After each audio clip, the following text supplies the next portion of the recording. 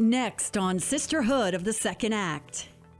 Career pivot professional Deb Squire has helped thousands of people land their ideal job.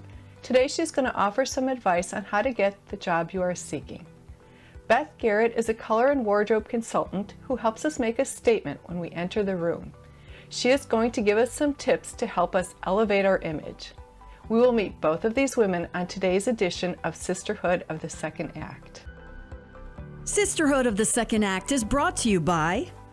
There's more inside the hemp mill than CBD products. There's a community. Stop in for Friday's Coffee Talk to enjoy free hemp coffee and treats. Patent-pending products made from hemp for anxiety, pain relief, and organic healthy eating. Cannabinoid products you can trust because the hemp is locally grown, processed, and formulated by us with patent-pending formulations. That includes our Pet Calm and dog biscuits. The Hemp Mill, women-owned and operated with nutritional offerings, local cards, gifts, jewelry, and trending fashions made by women-owned businesses. TheHempMill.net.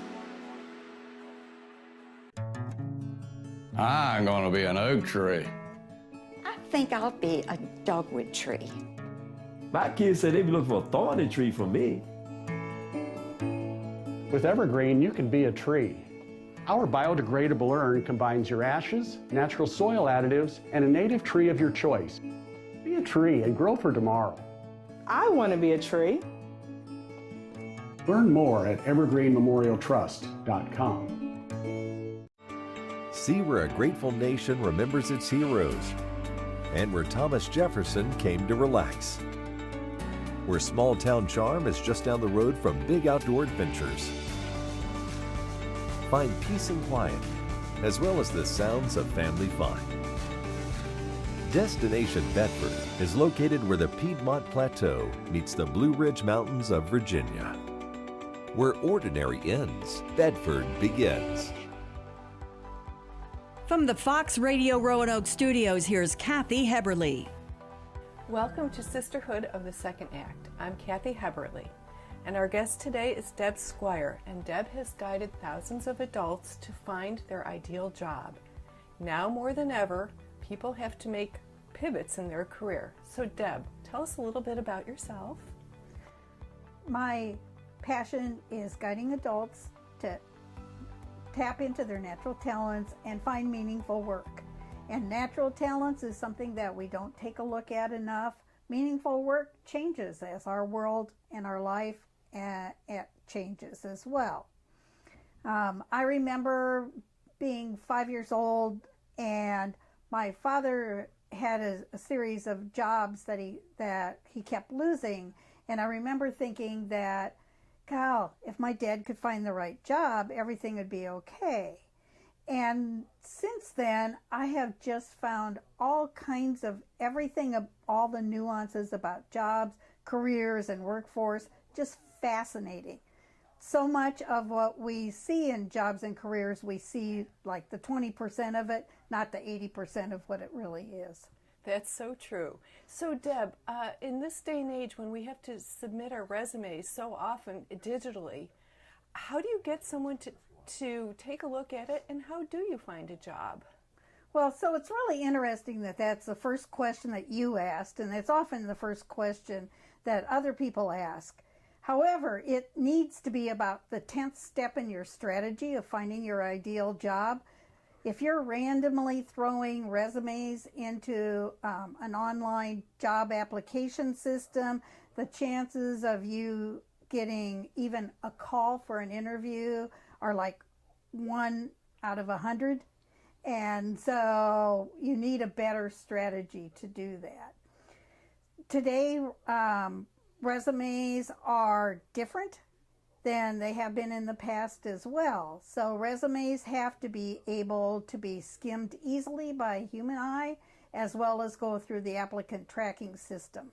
And the algorithms change on a regular basis, and that's why the reason with the applicant tracking system, which is one of the reasons why things get so confusing to people. So that's the last part of your strategy, not the front end of your strategy.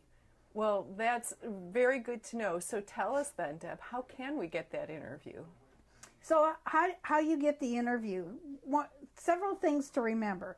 First of all, it's not what you know, or who you know, it's who knows what you know. So it's about, usually we'll find our best jobs, usually we'll get asked for the interview from somebody who knows somebody that's looking for somebody with the talents and skills that we have. So that's one of the first things. And second of all, to always understand in the whole process that it's really not about you, it's about the employer, what the employer needs. Employers don't hire people, they hire people who can solve their problems, who can reduce their pain points. And so in the whole process, be thinking, what can I do to help that employer solve their problems? That makes a lot of sense. And then you say that you can help people create their perfect job. So how do you do that? So there's a number of different things that I do to help people create their jobs.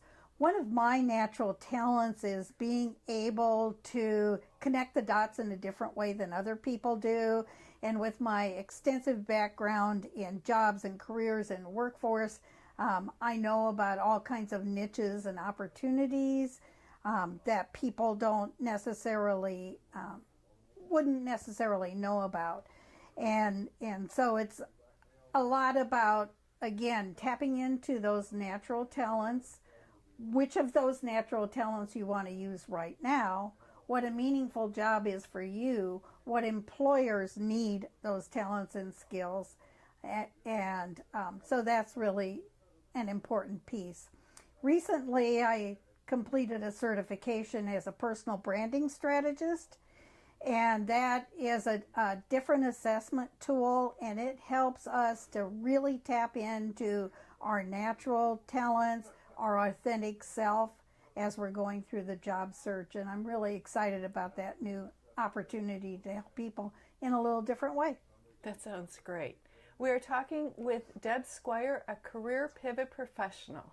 So Deb, tell us about women over 50. That's kind of our audience these days. And when they're seeking a job, what advice do you give to them? So first of all, my specialty is people over 50.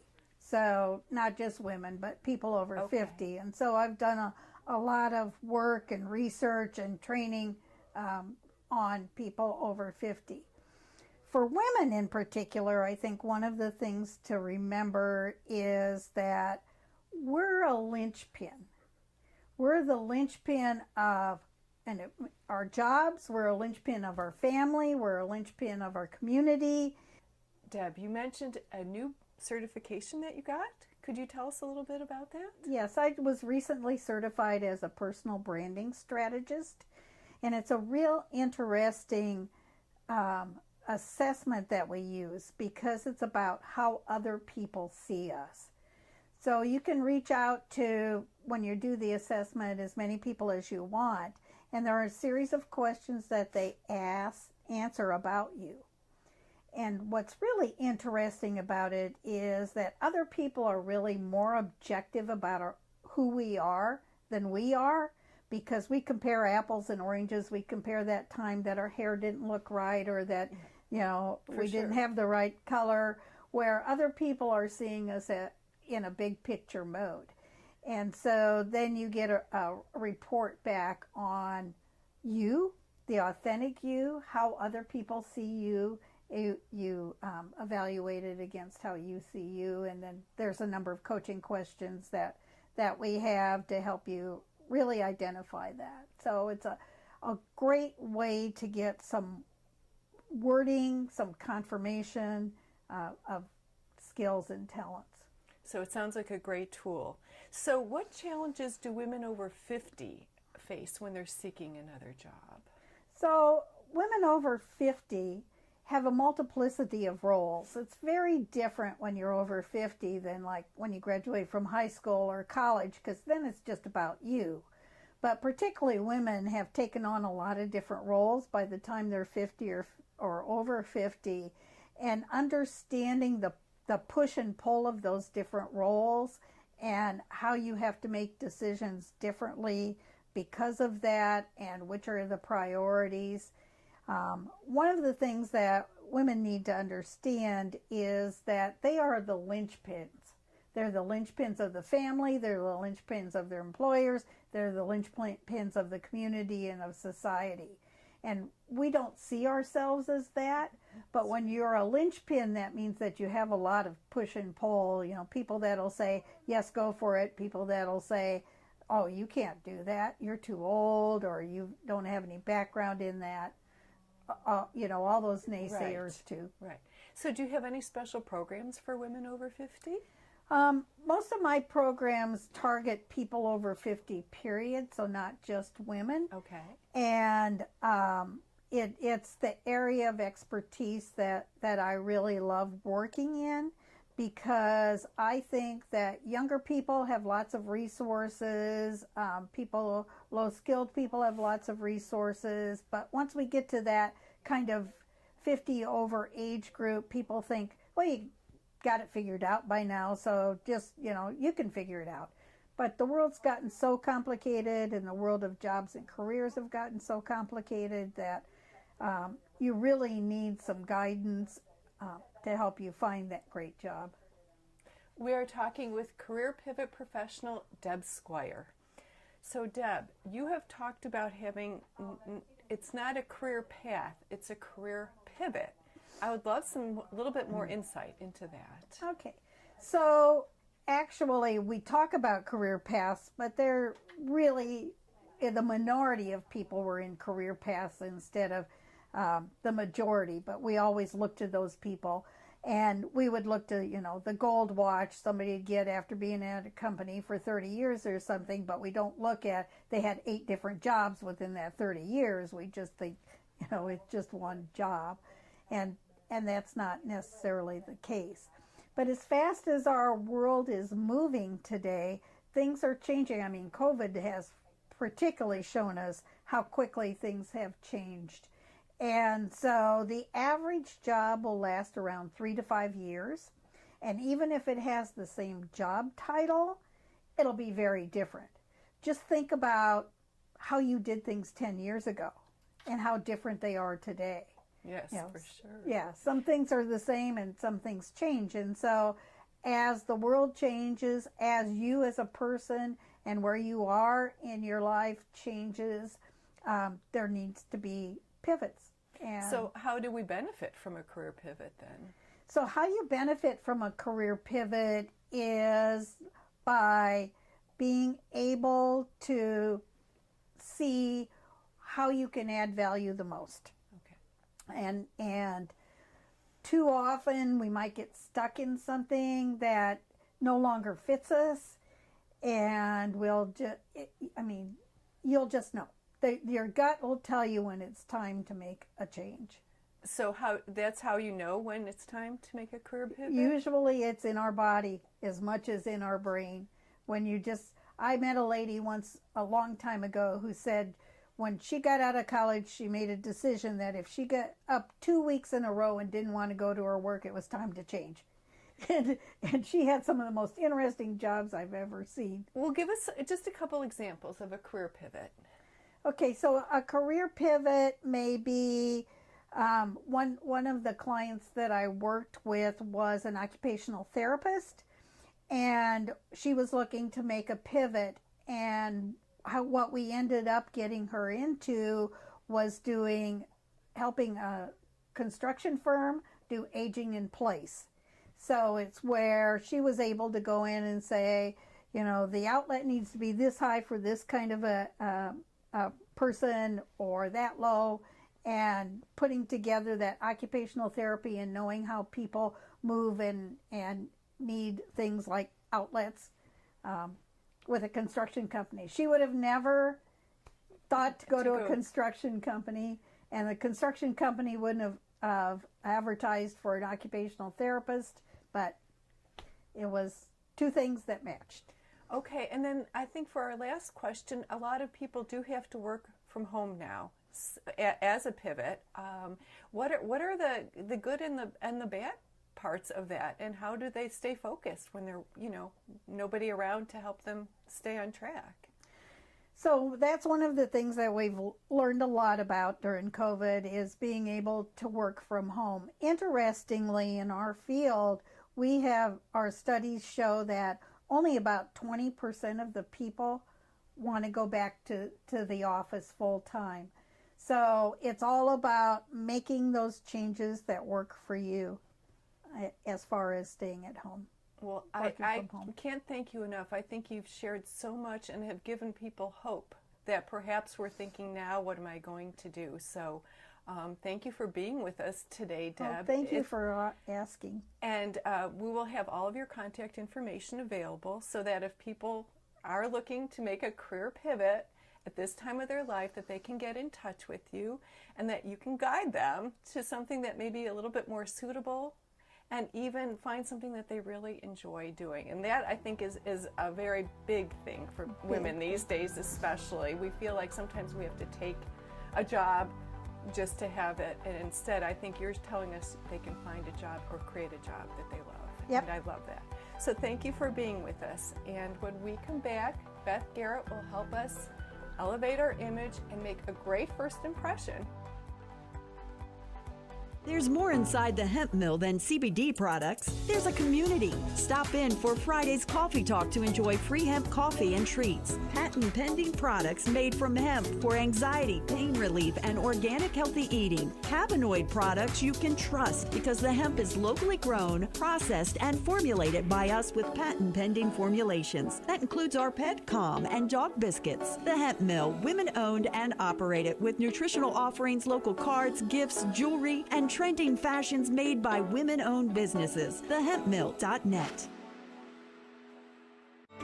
See where a grateful nation remembers its heroes, and where Thomas Jefferson came to relax. Where small town charm is just down the road from big outdoor adventures. Find peace and quiet, as well as the sounds of family fun. Destination Bedford is located where the Piedmont Plateau meets the Blue Ridge Mountains of Virginia. Where ordinary ends, Bedford begins. I'm going to be an oak tree. I think I'll be a dogwood tree. My kids said they be looking for a thorny tree for me. With Evergreen, you can be a tree. Our biodegradable urn combines your ashes, natural soil additives, and a native tree of your choice. Be a tree and grow for tomorrow. I want to be a tree. Learn more at evergreenmemorialtrust.com. Once again, from the Fox Radio Roanoke studio, here's Kathy Heberle. Welcome back to Sisterhood of the Second Act. I'm Kathy Heberle, and we just interviewed Deb Squire, who tells us how to get that job interview. And now we have Beth Garrett, who's going to tell us how to dress for success when we go on that job interview. So Beth, tell us a little bit, what advice can you give us when we have a job interview that we need to dress to impress for? Oh, great question, Kathy. So when you go for a job interview, you really need to think about what kind of message you want to send. How do you want that interviewer to perceive you? And believe it or not, there's a lot of psychology around the colors that you wear. So if you want to present yourself as someone who is authoritative, competent, and you know what you're doing, then you need to be wearing a dark color.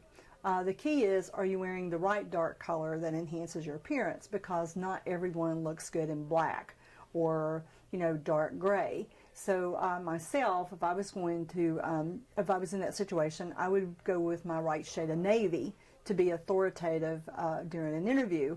I actually once went to an interview, and it was primarily a male-dominated field, and I wore a pink suit. And, later I thought I had nailed the interview, but then come to find out, I didn't get the job. And when I started doing this, I thought, what was I thinking?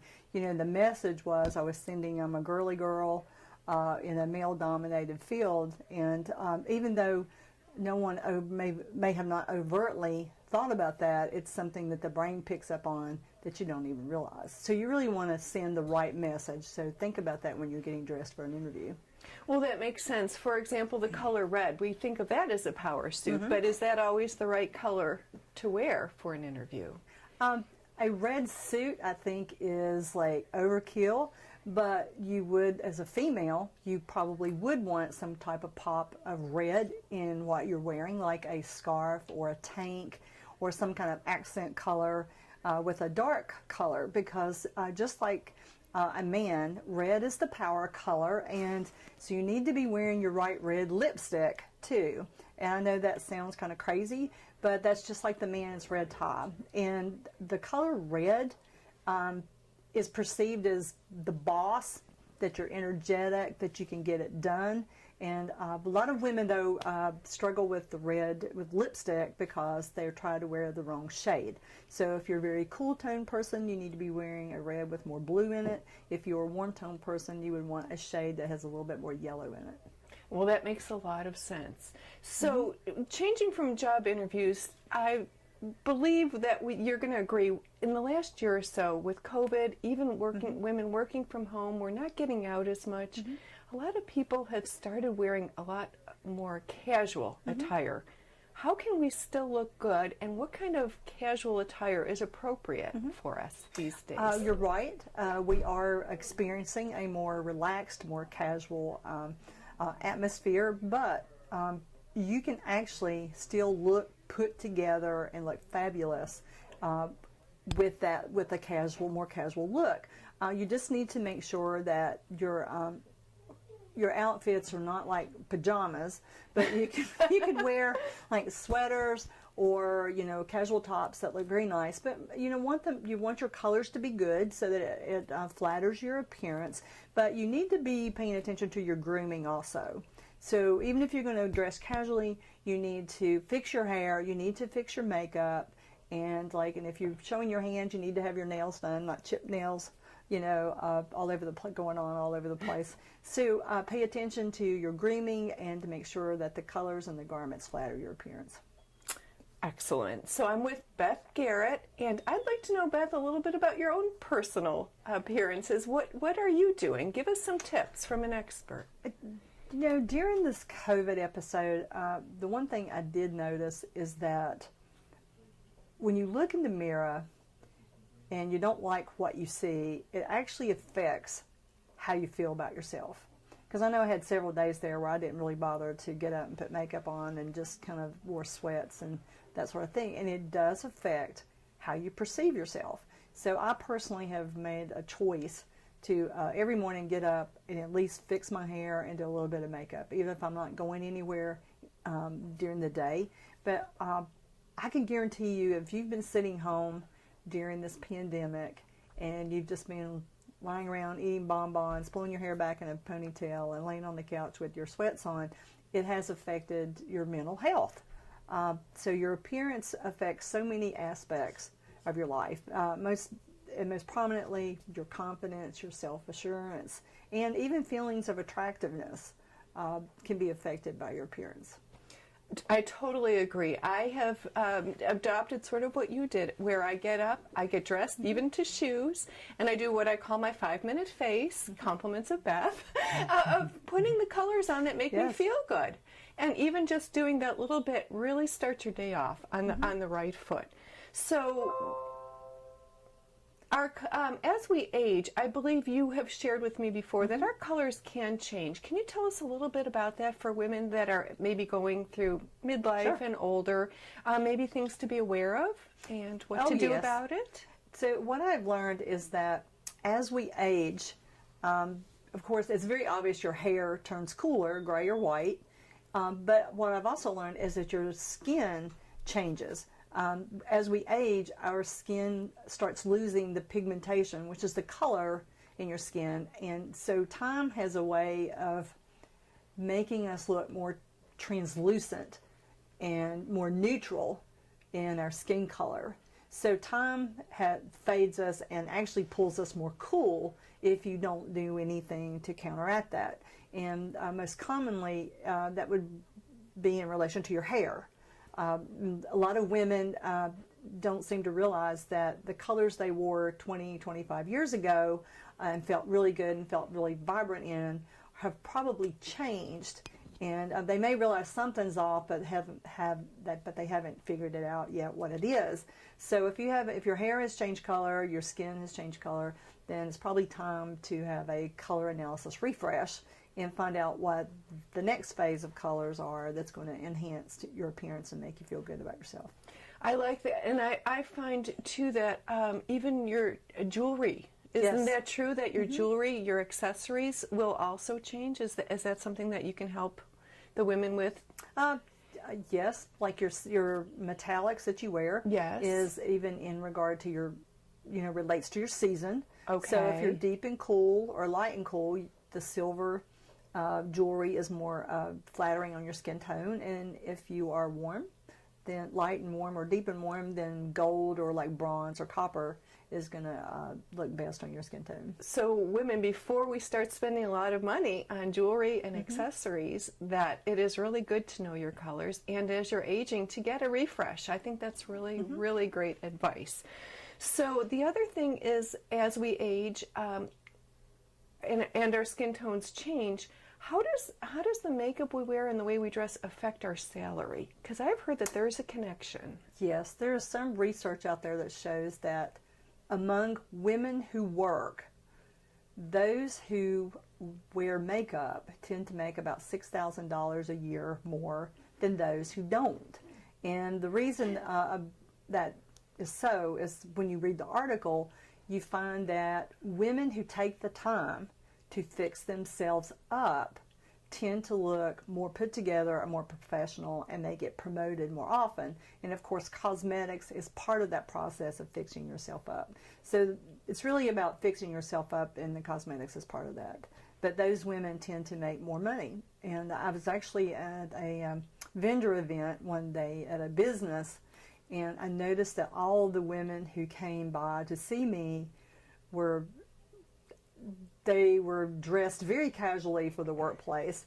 And the one person who stopped to actually talk to me and really ask a lot of questions about, and she was very put together and she looked great. Well, she was like the director of the business, so I thought that was kind of interesting that the person in charge,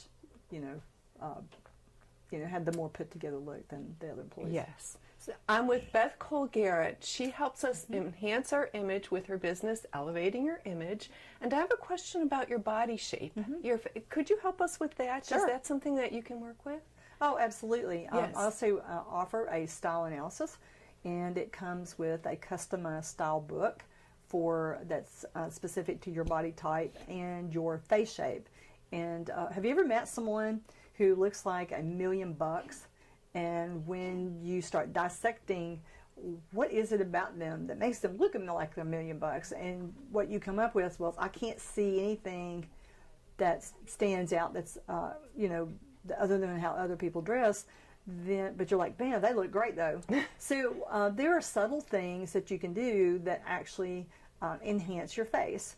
And that's when you learn what your face shape is, you will find that there are certain hats, necklines, jewelry, accessories, and patterns that better harmonize with your face shape. And it's kind of like the color thing. You're looking for harmony. Yes. And so like I have found with my face, I have a very long face. I have an oblong face. And so I was trying to wear a short brimmed hat, which I thought made my face look really wide. Well, what I found is that I need a wide brimmed hat that balances my face out. So these are just little subtle things that can improve your appearance. Thank you so much, Beth Garrett, for joining us today and for elevating our image. It's been a pleasure having you. Thank you, Kathy. And we'll be back to wrap up the show. Where there is nothing, artists see something. Where there is silence, they hear a melody. Where there is beauty, they create even greater beauty. In a region known for its beautiful mountain surroundings, our vibrant arts community makes the Allegheny Highlands a more colorful place to live and visit. Our passion for the arts is endless, and it's uniquely Allegheny. Today we met Deb Squire, a career pivot professional who gave us advice on finding the job that we are seeking. And Beth Garrett gave us some great tips for how to elevate our image using color and wardrobe. Join us again next week for another edition of Sisterhood of the Second Act.